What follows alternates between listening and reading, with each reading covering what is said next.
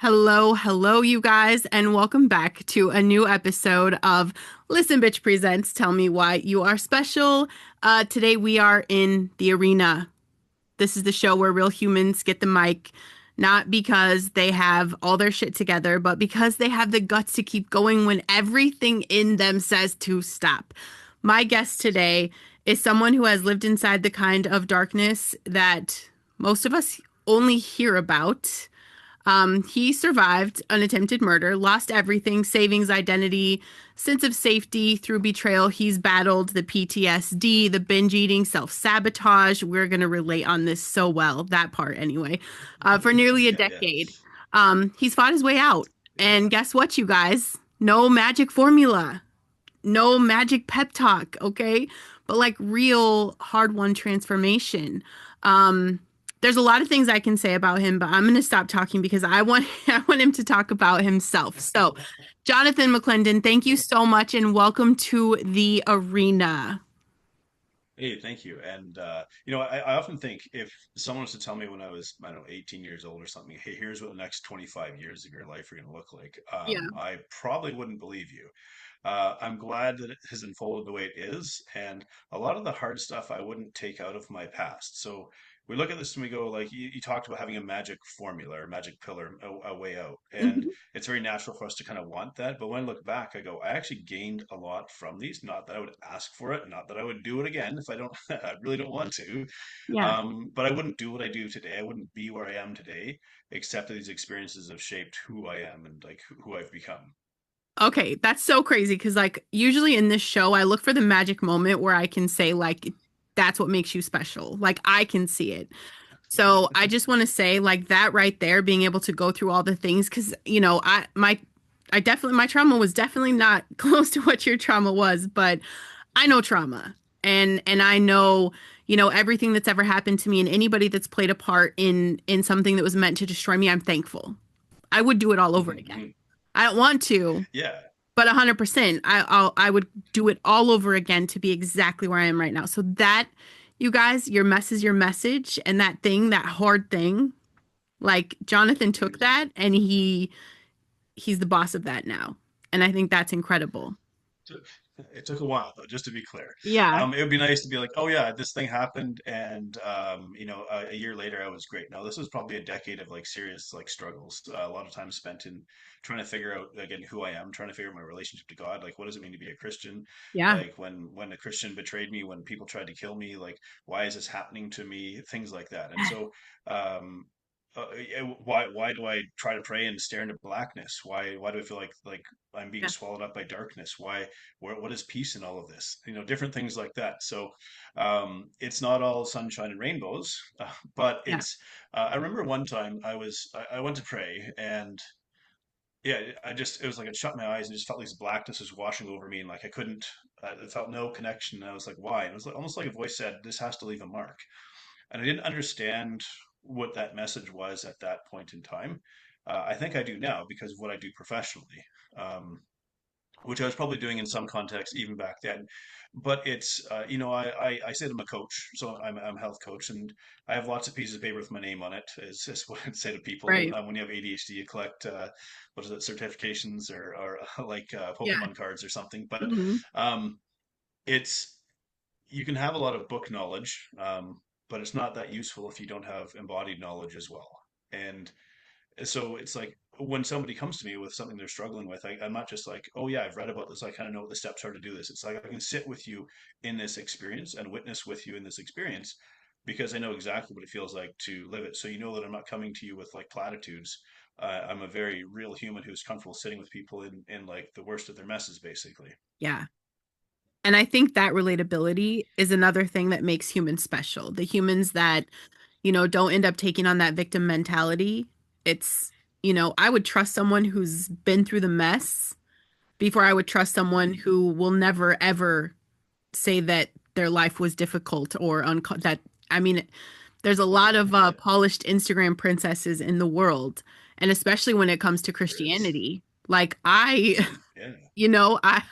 I see through it and I'm like, no, that's not real life. Like it's, the Well, person that's really been through it I can relate to the most. you know, um, I'm a Canadian, and so we we sort of look at the U.S. in a different way, I Yeah. guess.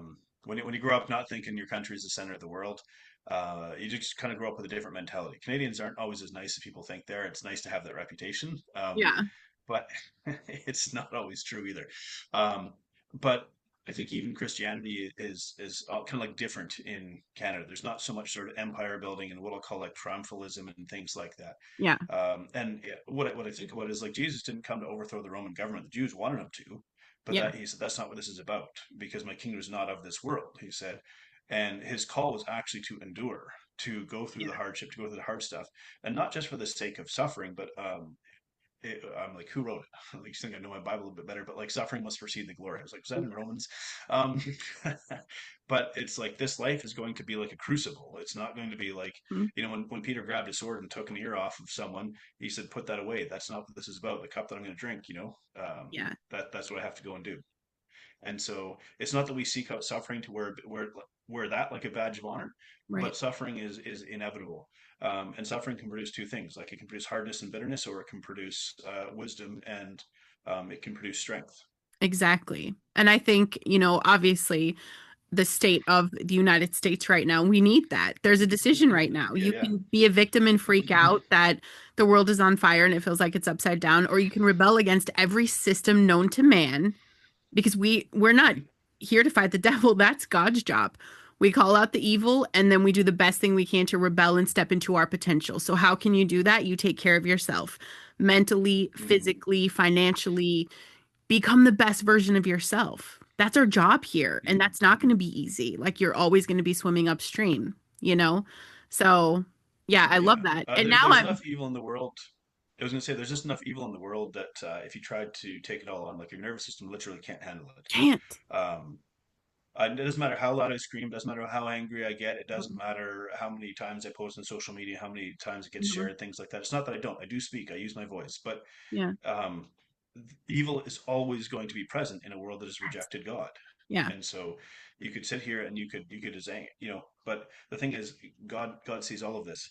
One example I give is people want to say, well, God's a tyrant because, he sent the Jews to go, and the children of Israel to go and like take out various nations when they were conquering the land of the Old Testament. Said, well, you don't know what God was watching for 400 or 500 years when they were in Egypt. Right. And the fact that he watched it for 400 or 500 years Yeah. before he sent them, an imperfect people, by the way, to Yeah. be an instrument of judgment, not because they were perfect, but because they were called to do this thing. And so when he watched people sacrifice to other gods, to sacrifice children, to carry out horrible rituals, like we think some of the stuff that's being revealed now is awful. Yeah. I'm like, have a read of a history book. It's been here forever. Like this is not new. It's just that Yeah. we've enjoyed quite a civilized existence, Yeah. and life was quite brutal. But God, because God is long suffering and just, He watched this happen. It's not that He approved it, but God is not willing that any should perish. Because if we understood the reality of like eternal damnation, I Yeah. don't know that we would wish it on people. It says God takes no pleasure in the death of the wicked, so why should No. we? It Right. doesn't mean we don't mourn it. It doesn't mean that we don't feel angry. It doesn't mean that we're like, oh, I should go be best friends with the serial killer. No. But it means like we shouldn't take pleasure in this. Yeah. Yeah, no, I totally love that. And my audience is listening to this and they're like, wow, does he listen to all of Brandon's shows? Because he's probably talking to her right now. So, you guys, welcome to church. I That's love funny. this. This Yeah. I love this. And it's not the direction Mhm. I thought the conversation was when it was gonna go, but I am definitely here for that. I'm here for this. This is Yeah, yeah. amazing. Like it's I was incredible. just rolling with where we started, but Yeah. if there are aspects of the story that you want to share with your audience, of course, they're very comfortable talking about that as well. Yeah. The hard stuff that we go through. So, was there anything in particular you wanted to dive into? Well, I mean, we're off the rails, but let's get back on the rails because I do love this conversation. I love this conversation, and I love the fact that, I want you guys to hear that part where, God is there and he is watching, and part of why he's watching is because he wants us to use our voices. Okay, because not everybody that needs to know about Jesus knows about Jesus. And that is our calling to be talking about that relationship and talking about how much he loves you. So I do think that's important. I want you guys to be very aware of that and everything that's going on. So you're like, why is God letting all the suffering happen? Babe, he's trying to save you. and Mhm. your brothers and your cousins and your sisters and your uncles. Like there's one person out there that he'll watch the world burn for how long to save them. And that's kind of how it goes. Okay. So Well, he think about it wants, like this as well. yeah, Because we'll ask this question, if God is good, why does evil exist? yeah, Well, I got a couple kids, right? yeah, And every time we produce children, we take a risk. yeah. Somebody produced someone that became, a genocidal maniac, that became a horrible person. There's many wonderful people, but it's always a crapshoot because, like, at the moment of conception, like 200 plus genetic traits are already encoded in Hmm. that person, regardless of how, yes, environment matters, but like all of that potential is already loaded at the moment of conception. So every time you create life, there is a risk when you create life that has a free will. And God is willing to accept that risk when he created humans. That, Yeah. hey, because ultimately people think, I say God is not a tyrant. If God was a tyrant, he would say, you have to obey me. Like, and people say, well, where is God? Why doesn't he show himself to us? Well, because we'd be destroyed if we actually can't stand in his literal presence. And Well, I mean, so he did instead, show himself to people and they killed him. So my yes, thing is like he is everywhere and he has shown himself if you're willing to look. He's in everything. mm, He is in but everything. you have to look. Yeah, you have to look and you have to be willing. And anybody who thinks that he is a tyrant has not read the Bible. Like I've Hmm. never I thought I knew what love was, right? I'm a very loving person, probably the most loving person I know in my whole life. That's me. And I had Hmm. kids and that quadrupled. And I'm like obsessed. I'm just, I love love. And I never really knew what it was until probably my second year into reading the Bible. Now I'm into my third, and like however much I thought he loved me my whole life is nothing compared to like how much he loves me. Everything he's written, and he loves you the same. Like everything he's done, everything he's written, that Bible from cover to cover is for you. And that's crazy to me. Everything he's done out of love. There's nothing in the Hmm. world that can ever compare to that. It's not even something you could put into words. I can't describe that feeling.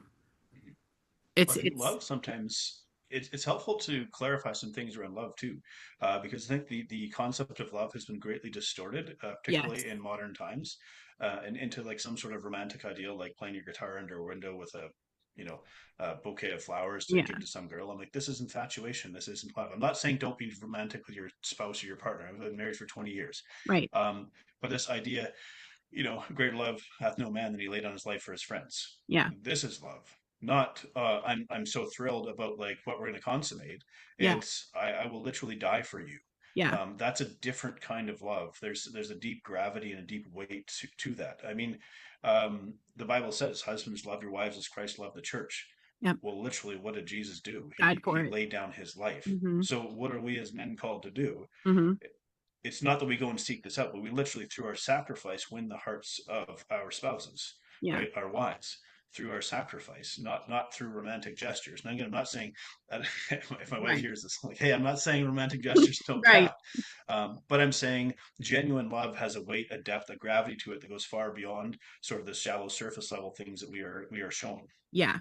And I do think I love that you're saying this because another thing that I think has really been distorted is acceptance. Like we mistake Mhm. loving people by accepting stuff that's not real Mhm. and we sign off on a lot of people's bullshit Illusions. is the biggest word I can say. And I'm telling you guys right now that love is truth. Love means telling people the Yeah. truth. It is telling them the truth and what happens, the truth hurts. It does, and the truth makes Mhm. people really angry. You know, Mhm. I that's So love. let's use an example from the Bible. So Yeah. there's a couple of different examples of this where, um, let's say the woman that was caught in adultery, who had committed sin worthy of death, Yeah. and and Jesus went to her, but he could see her heart, and he said, like, essentially, I'm going to paraphrase here, by the way, just Yeah. so everyone's clear. Um, I know why you're doing what you're doing. Yeah. You're trying to meet a need that you can't meet through this pattern of behavior. Yep. Let me help you. And so we know that, like, some people again, they want to view God as this vengeful God who's sitting here with a hammer waiting to crush you. Yeah. And nothing could be further from the truth. Yeah. Although our conception of God is often shaped by our fathers. This is a really interesting thing. I have a background in psychology, neuroscience too. Um, but our conception of God is often shaped by how we experience our fathers, whether we want it to be that or not. And so, if we had like punitive fathers, if we had fathers who are very strict, very rule based, very discipline oriented, and things like that, it shapes our perception of what God is. And then we look at various religious denominations and what that produces as well, right? So because many religious denominations were also formed as a form of hierarchical control. How do you maintain control, right? Through fear. Yeah. And so, but instead we actually see, well, what is the love of God? Your sin is has made you worthy of death. However, I'm going to save you. Yeah. I don't actually want you to die in your sin. I don't want you to die lost. Right. And that's a really powerful message to see. So when someone is struggling with something, you're right, telling them the truth is important Hmm. because you don't want them to die lost and in their sin. Right. And yes, truth in a sense hurts, but I say we can receive a hard message if we know the heart of the messenger. Yeah. And this is really important as well. If I'm saying you're a piece of garbage and I hope you die and I hate you, um, Yeah. No. that's not going to land very well. But if it's Right. like, hey, yeah, what you're doing, how you're living is hurting you. It's hurting you badly and it has a bad end to Right. it. I'm not saying you are a bad person. I'm saying I see your struggle and I'd like to help you in that struggle. Yeah.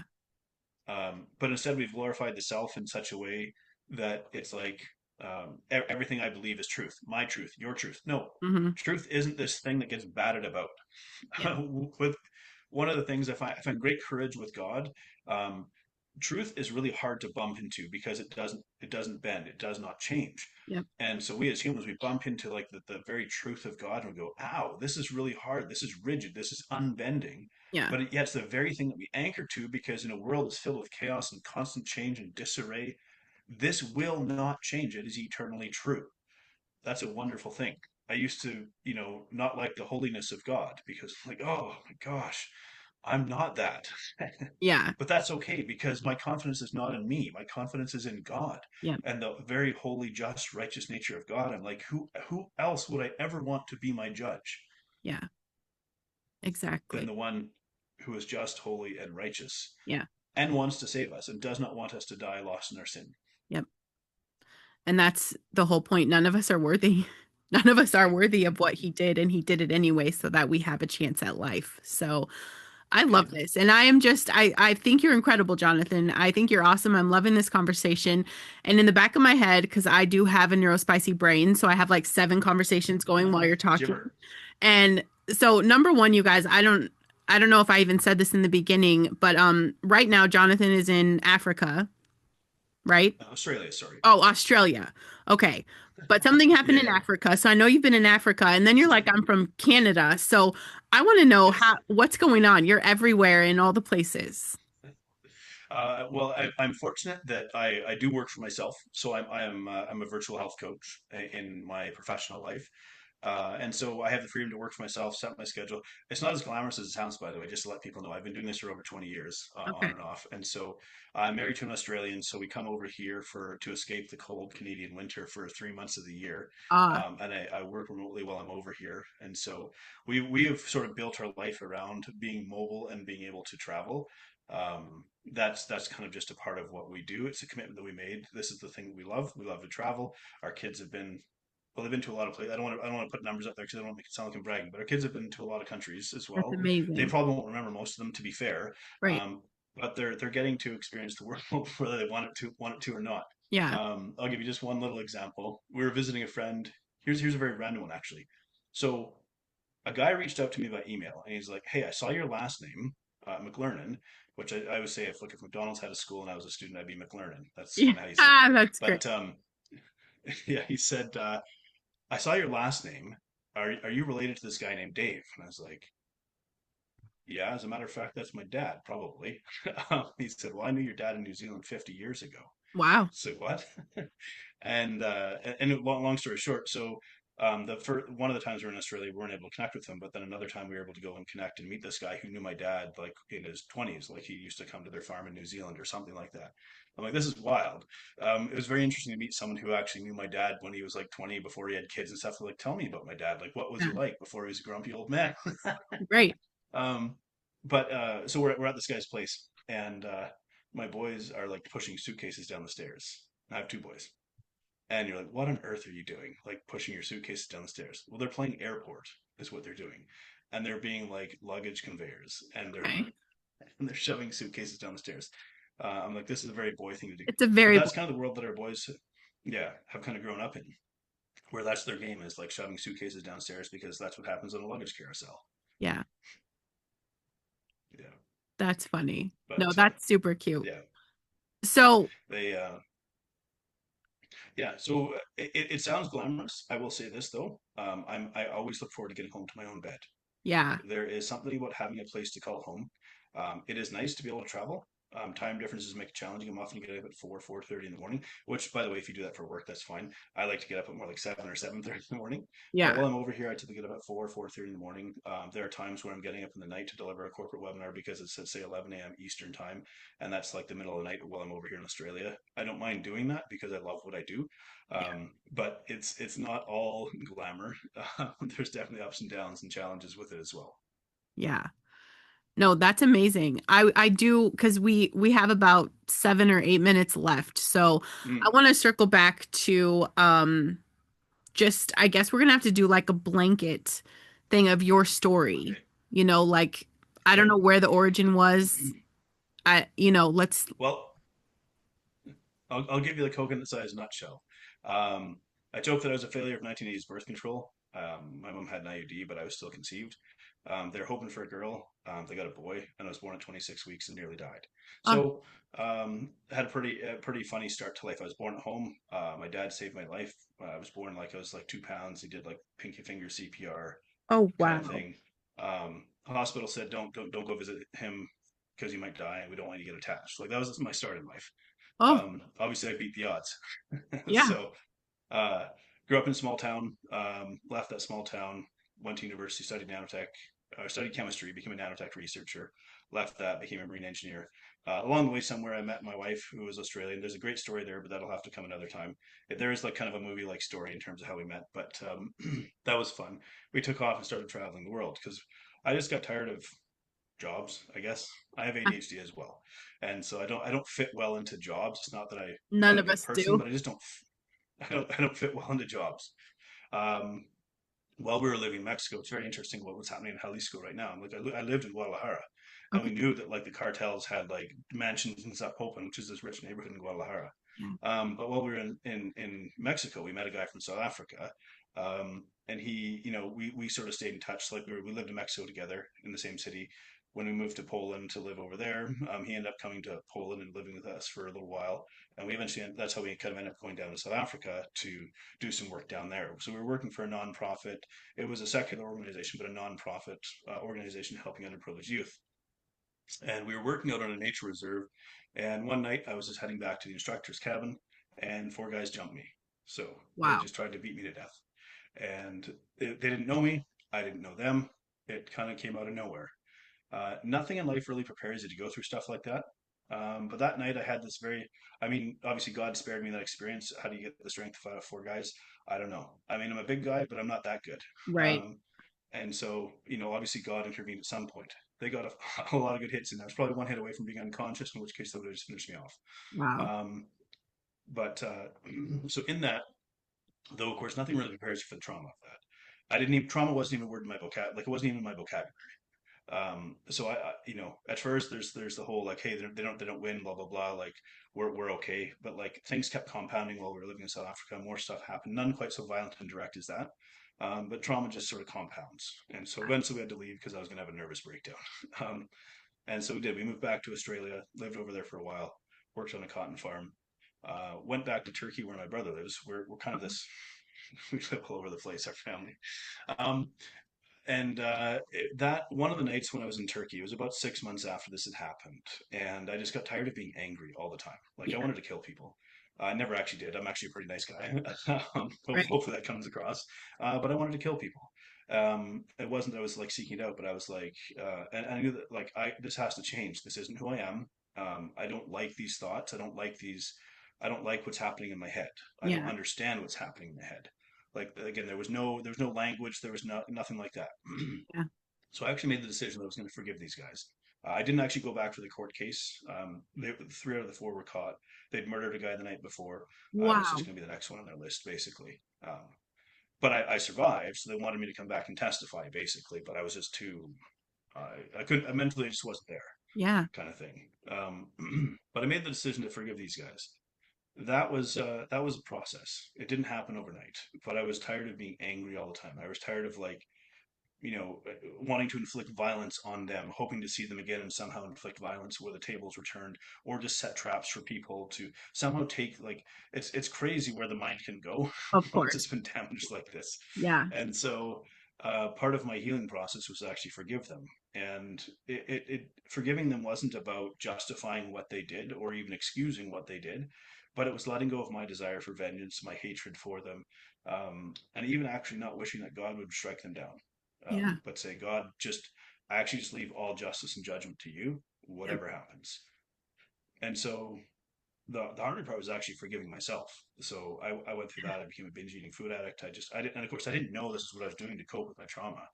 Like, it was a very maladaptive behavior. So it was very hard on myself. I really began to hate myself. Of course, the anxiety, the depression, things like Yeah. that. So these massive kind of mental health struggles. Again, the theme that we come back to is I wasn't equipped. I didn't have language. I didn't know what a lot of this stuff was. I grew up in we'll say a very small sort of insular Christian denomination that's not that well known except it's under FBI investigation, but that's a story for another time too. Interesting. Um, there's a lot of weird stuff in my life. Yeah. I've been through a lot, we'll say. But again, this is how you end up kind of where you are.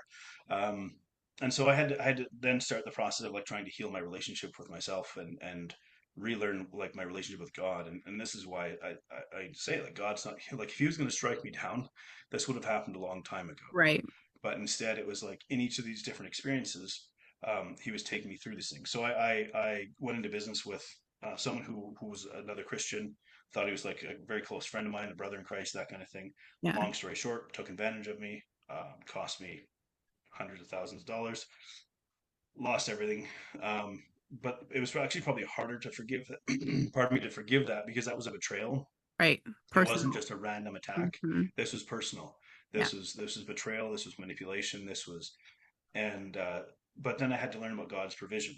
So what do you do when you lose everything? You got nothing, no job, mountain of debt, and nothing to show for it. Yeah. And so, but ironically, it's the thing that like pushed me into what I'm doing now. So, Yeah. through various means, God provided, and I didn't. It barely staved off bankruptcy.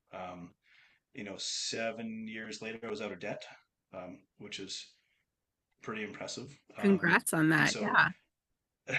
yeah, not an easy thing to do, but No. I'm also stubborn and very persistent, and so a lot of hard work to get there. But the way that I would sort of put it, and then 3 years ago I had a crippling accident. I had a cycling accident that, now I've had two motorcycle accidents too and a car accident. So there's some physical traumas that exist too. Yeah. So my body's holding a lot of different things.